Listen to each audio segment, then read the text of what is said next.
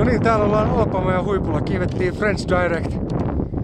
Aivan mielettömän hieno päivä. Alan McLean tuolla taustalla.